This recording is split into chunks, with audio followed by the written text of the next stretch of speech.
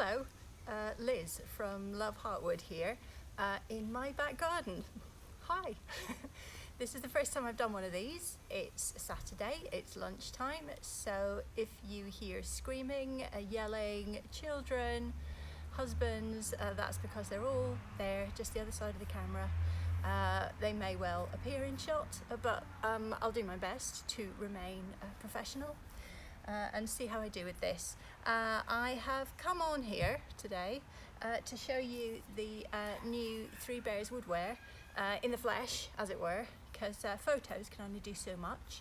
So I thought I would have my lunch out here in the garden because it's a lovely day, it's lovely and warm, although it's not quite as blindingly hot as it was yesterday, thank goodness. So we might actually sit out a bit more today. We do quite a lot of outside eating. We like to sit out.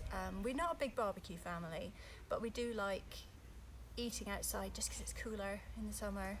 We've got trees, as you can see. We've got this silver birch behind me, so it's quite shady in our garden of an evening, so it's nice to sit out under the trees and eat. So this kind of wooden tableware is great for us. It's also very good for picnics and just small children. That's the reason why I made it in the first place. Sadly, when my oldest, who is now, gosh, nearly 11, when he was little, the sustainable movement wasn't very mainstream, and I did buy, I have to say, I'm ashamed, I did buy all the plastic and silicone weaning bowls and weaning plates, and they have gone through 3 children, but now I'm left with a pile of plastic plates and bowls with smiley faces and Tom's the Tank Engine on them in the cupboard, and I'm either going to have to throw them away because some of them are really horrible, or I'm going to try and pass them on to people. I'm not going to use them anymore. The kids don't want to use them anymore because, you know, they're too babyish. So really, we used all of those plates and bowls and plastic sippy cups for a very small period of time, even though there's been 3 kids, 5 years, and they're through them now. Even the youngest, who is now 4, is drinking out of a normal cup. He's eating off normal tableware. So it seems like a bit of a waste. They're not single use, but they're, you know, you use them, they're very specific and use them for a very small period of time. So what I wanted to do was to what I wanted to do was to make more sustainable, practical tableware that people could use, you know, when their kids are small, that doesn't break, but then it's still usable when their kids are older. It's not too gimmicky, it's not too childish, babyish. So this is what I've come up with, and I want to show it to you this lunchtime. My salad, I'll just talk you through my salad. Just bring it to the camera. I have made myself, this bowl is great for pasta salads, that's why I've put it in. This is an oval bowl. The whole collection is based on the idea of family, really. So it's called the Three Bears collection because there was, in the story, as you remember, Goldilocks, and she goes to visit them, and Daddy Bear's bowl, Mummy Bear's bowl, Baby Bear's bowl, she eats the porridge, and one of them is just right for her. And I'm hoping that you will find a bowl that's just right for you or for a member of your family. So this one I've called the Goldilocks bowl because it's slightly different to the others. This one is oval. I didn't make it oval, nature did. When I turned it, it was round. Because of the way I cut the wood, when I turn it on the lathe, it comes out round, everything comes out round. But then as it dries, the wood, the stresses and the shape and the grain of the wood causes it to become oval. But it's really just a lovely shape to hold in your hands, very comforting. So in my bowl today, I've got pasta salad, pasta, bits of tomato, pesto. It's really good for that kind of thing. I'm not going to stuff my face, I'll just wait. But there is another, that's kind of a medium-sized bowl. Oh, here's an empty one. Here we go. So it's, you see, oval. And it's lovely because you can see all the grain inside. But that is what we would call cross grain. The grain is running across the bowl, especially see on the bottom, runs across the bowl. So that's how you get that oval shape. To have a rounder bowl, this is Mummy Bear's bowl. Comes with or without a lid, and the lid turns into a plate. So Mummy Bear's bowl is turned in a different way so it stays round or roundish. As you can see, the edges, there's still a little bit of character from the tree there. I like, you know, I don't like my pieces to look too mass produced. I don't like them to look too perfect because then you forget that it has come from a tree. You know, this was part of a tree, and I like to keep the parts, you know, I like to keep a little bit of the outer, I mean it's not the bark, but it's the layer that's just underneath the bark. I like to keep little bits like that on there to just remind you where it came from. So that's not discoloration, that is actually part of the tree. So this is turned end grain, so you can see all the rings inside. Again, that's not discoloration, that's just the natural colour of the tree. So the rings start in the, well, they don't start in the centre, they start there, and they spiral, they're concentric rings, they work their way out. So you can see all the rings in this one, which is different to this one where it was running cross grain. So this is basically turned from a piece of log, turned around, you know, the log is that way and it's just turned down and hollowed out. And then I'd have to turn it quite thin because I'm turning it green. It cracks if it's too thick. So I have got quite a few cracked ones. I have to turn it thin, then let it dry and season and let the shape settle. So it's not a perfectly round bowl, but I like that. It's got more organic, softer feel to it. So there's Mummy Bowl. Mummy Bowl is good for soup or cereal. And the plate, if you take it on a picnic, you can put things in there, put the lid on, take it along, and then when you get to the picnic, you've got your plate there, got your bowl. If you want to cover stuff up because of wasps, it's very handy. Pop it, keep it covered. So there you go. Oh hi, people have tuned in now. I'm just talking like a maniac. Hello.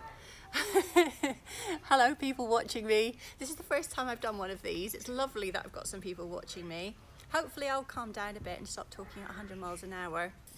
I am unscripted, as you can tell, but yeah, I hope you enjoy seeing things that I've done. It's nice to see things in three-dimensional moving around as opposed to you know, in a photo. It's so static in a photo and you get no idea of scale. Much easier and better to see someone holding something. So there's Mummy Bowl. This little bit in the top here, this little circle, is where I actually hold it on the lathe to finish the inside. But what it does mean, cunningly, is that if you want to stack them, this section, this little foot of the bowl, fits in. So here's another one. 2 Mummy Bowls, quite different, just depends on the wood. So you get a different look. This bowl doesn't look quite the same as this bowl, but they will stack together like so. Quite handy for putting in a bag or a picnic box, whatever, or stacking in the cupboard. Stack quite nicely. Smaller bowls will stack on top too, and Daddy Bowl will stack on the bottom. So quite good for saving space in the cupboard. Right. I did tell myself I wouldn't do this for too long. Here's Daddy Bowl. Daddy Bowl is big. This is a bit of a beast to turn on the lathe, I have to say. When it started off, it was quite a chunky log, and you've got that thing spinning round at you at about 10,000 revs per minute. Quite scary. So there we go, there's Daddy Bowl. He is big, he's basically a big serving bowl, pasta or a salad, or you could put a big bowl of chips in there or crisps, whatever. So that's your big daddy serving bowl. He does have a big lid that goes on him too, just like the mummy bowl, and that becomes quite a large plate. So I would say that the size of the plate for mummy bowl would be like a side plate size. I'm not sure about dimensions, you can find that information on the website. Daddy bowl lid would be more like dinner plate size. Not huge though, because trying to keep portion sizes down. Can always take some more out of the bowl if you need to. You don't need the world's most massive plate and then pile it high with food. Take a small bit, eat it. If you're still hungry, go back for more. So there we are.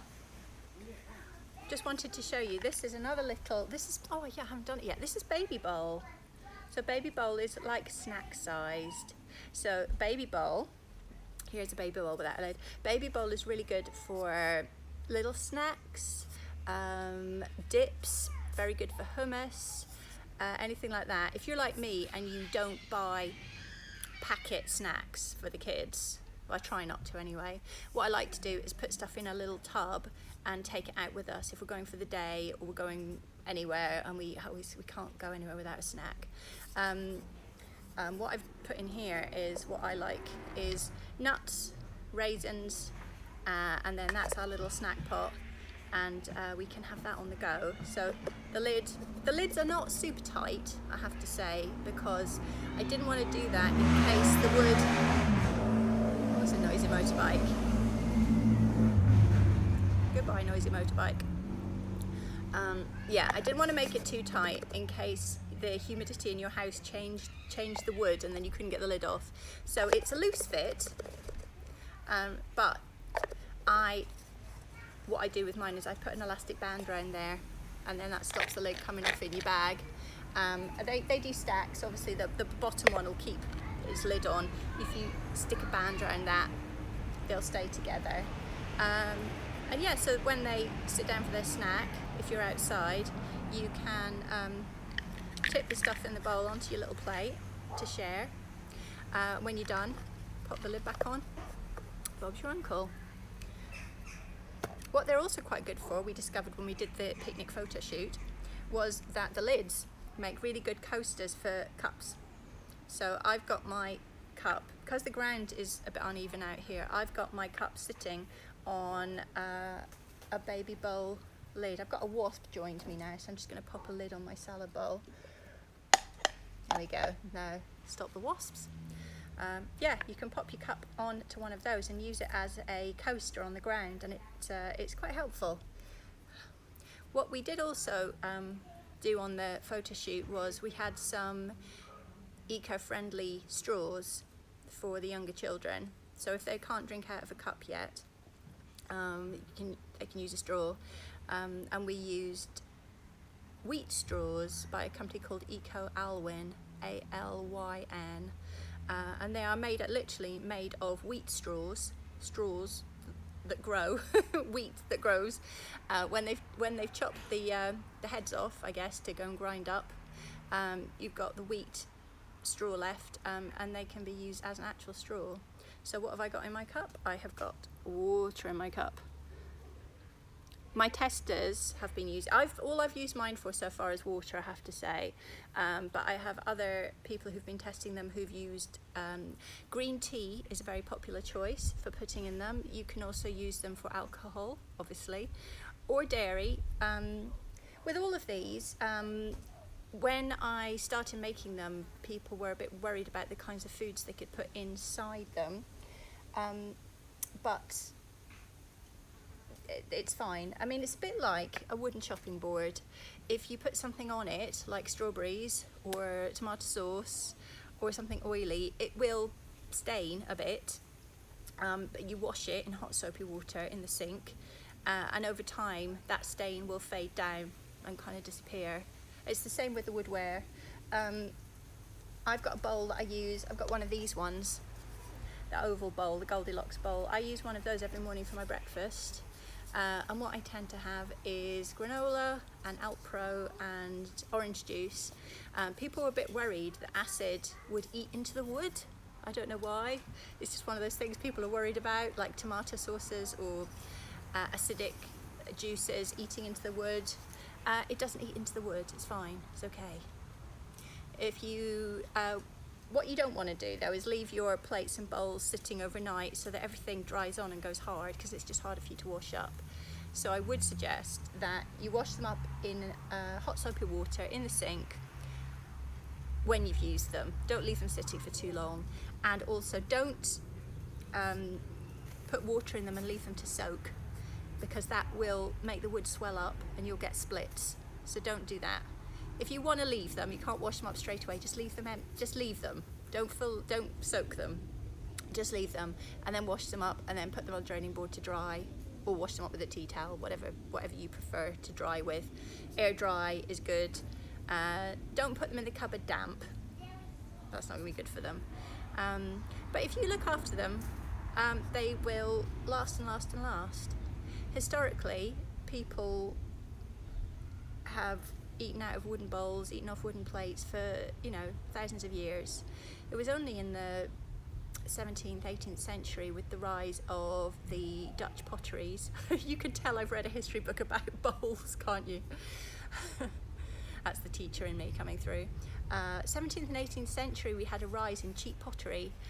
Basically, with the start of Industrial Revolution and the start of mass production methods, it became possible for people to get cheap pottery, and that's when it kind of took over from wooden eating bowls and plates. But prior to then, people would have their own cup, they would have their own bowl or platter, and they would use that for all their meals every day.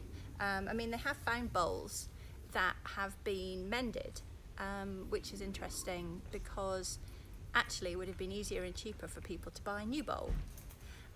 But there's been, archaeological evidence of them finding bowls that have been mended very painstakingly, and that would be presumably because people loved their bowl. They got attached to their bowl, and they wanted to keep their bowl, so they would go to the trouble of having it mended, just so they could keep on using it.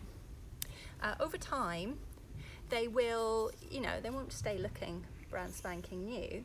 Over time, they will soften. They will, I suppose, like breaking them in, really. It's like leather in a way. When you buy new leather, whatever, when you break it in, it gets softer, it gets more comfortable, but you have to look after it. You have to treat it, clean it, but it will last and last and last. I'm not an advocate of leather. I don't have leather stuff, but it's the same principle of caring for it. It's a natural product. So every 5 or 6 months, what you need to do with the wooden bowls is give them a little wipe over with some oil, and then they will come up surprisingly as good as new. I've got wooden worktops in the kitchen, and we oil those probably yearly, and it's amazing the difference it makes if you just regularly, just literally a cloth, a bit of old, what do I use? A bit of old shirt, because I don't want the oil to soak up. So it's quite a thin cloth is good. If it's thick, it'll soak all the oil and it won't go into the worktop. So I use a piece of old shirt. I just rub it in circular motions into the wood and just let it soak in, and you're done. It's really easy. I'm going to just click on the question button. I've never done this before. So if anyone has any questions, want to ask me anything, please type your questions in, and I'll answer them in a minute. What else have I got planned today?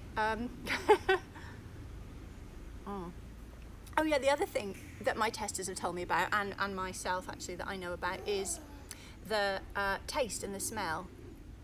Yes, they taste and smell like wood. This isn't surprising because they are wood. It's a bit like plastic. You drink out of a plastic cup, tastes a bit plastic. Drink out of a metal cup, get that metallic taste. What I do know is that once you've washed them a few times, the smell and the taste does reduce quite considerably. So yeah, it's like everything. You will get a little bit of a taste of wood, but you are not going to get any fibres, you're not going to get anything. People were worried that they would somehow, I don't know, the fibres would come up, or they'd be drinking the fibres or eating the fibres. You won't. Yeah, just basically imagine it is like it's like your chopping board. Fibres don't come off that. It doesn't start to crumble, doesn't start to break. Wood is a very, very durable material. If you just keep, feeding it every 5 or 6 months with oil. Oh yes, I was going to say, yes, the oil that I use to finish them with is hemp oil. I thought long and hard last year about what oil I wanted to use, because I wanted it to be sustainable and something that wouldn't cause allergies or any allergic problems, because I know there's a lot of turners who use nut oil, because it's lovely, walnut oil, or what's the other oil? There's a lot of oils that can cause allergies, so I didn't want anything that would do that. But hemp oil is sustainable, and they also grow it near me, I've discovered. So I went to visit Hempen Cooperative, which is just the other side of the River Thames from me, probably about 8 miles away, and they are now my hemp seed oil supplier. So they make CBD hemp oil, and the hemp oil that I buy from them is food grade, so you can use it on salads, you can use it in your cooking. It's really good. It's got lots of antioxidants in it, it's got lots of vitamins in it, it's very healthy, very good for you, but it has a strongish smell. I didn't want to use mineral oil, which does seem to be quite sort of like the norm for finishing wood. But for me, mineral oil, it's not a natural product. Mineral oil it's a byproduct of the petrochemical industry. So it doesn't taste or smell of anything, but on the other hand, it comes from a very destructive process. So I didn't want to buy into that. So that's why I chose the hemp oil. And it's also me supporting a local cooperative, which I'm really pleased to do. Hopefully I develop a good relationship with them. So I'm really pleased with those, really pleased with that decision. I'm going to check the questions again now. If anybody wants to ask anything, you've got like 2 more minutes, and then I'm going to go eat my pasta salad. So, no, I can't see any questions. If you do have questions, maybe I'm not looking in the right place, but if you want to ask me anything, if you want to message me, that's fine, quite happy. It's also good for me to know what people's questions are, because then I can maybe put some FAQs on the website to answer people's queries and issues, if people have got any issues that I haven't addressed. So all of these lovely things are on the website now, up and ready to go. So thank you for joining me for lunch. I think that went okay. It's very hard to know with no feedback, so tell me what you thought, and if you've got a question, pop it over to me and I'll reply to you. Have a lovely Saturday, take care, and see you soon. Bye. Now I've got to figure out how to turn it off. I don't even know. How do I stop it? End. Thank you. Bye.